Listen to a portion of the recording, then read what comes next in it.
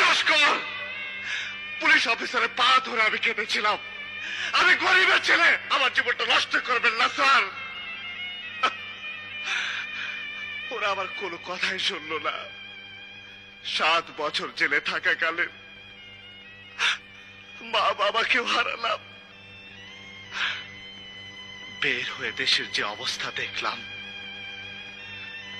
তাতে মনে হলো কি প্রয়োজন ছিল 71-এর যুদ্ধে।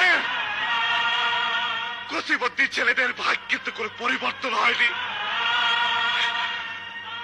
তাই নিজের অধিকার নিজেই আদায় করে নিতে থাকলাম। হয়ে গেলাম ক্রিমিনাল।